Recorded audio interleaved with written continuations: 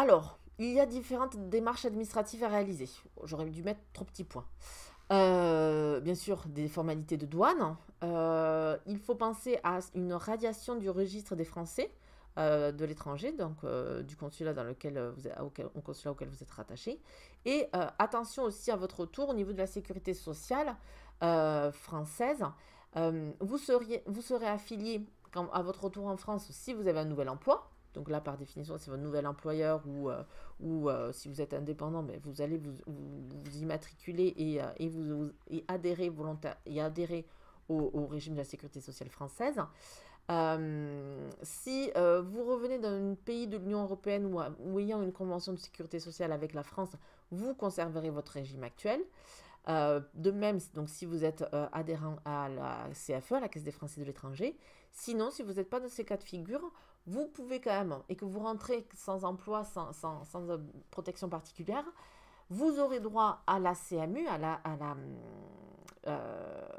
la caisse de maladie universelle, la couverture de maladie universelle, pardon. Mais dans ces cas-là, attention, vous avez une carence de 3 mois.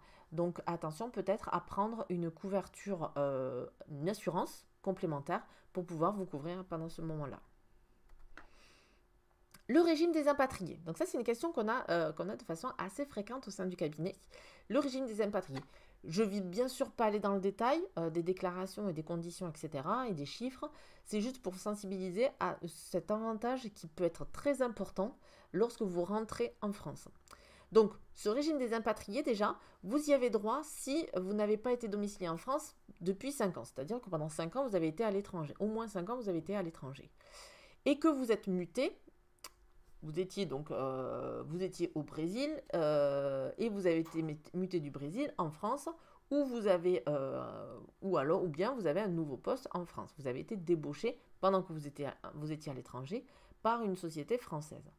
Dans ces cas-là, et par la suite de votre prise de poste, vous êtes domicilié en France. Dans ces cas-là, vous pouvez bénéficier du régime des impatriés. Ce régime, quel est-il? Eh bien, c'est que vous avez différents avantages fiscaux pendant 8 ans.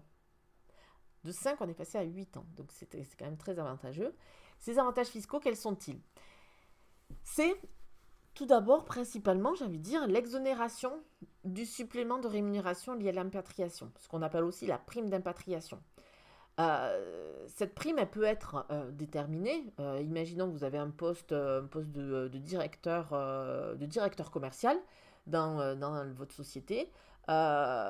Si on compare votre poste de directeur commercial par rapport, vous qui êtes parti à l'étranger et êtes revenu, par rapport à une personne qui a le même poste et qui n'est jamais parti à l'étranger, si vous avez plus de rémunération, c'est cette partie-là que l'on peut définir comme une prime d'impatriation.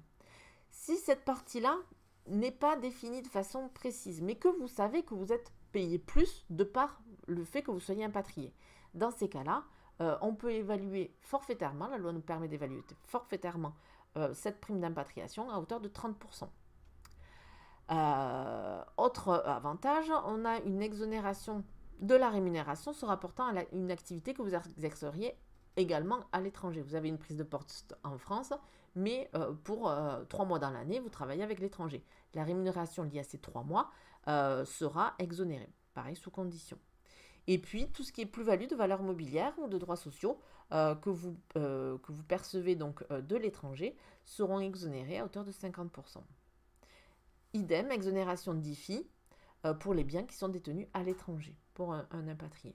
Donc, on voit que ce régime est très avantageux, fiscalement parlant, et dont le but, c'est l'incitation au retour en France des Français de l'étranger, partis s'installer à l'étranger.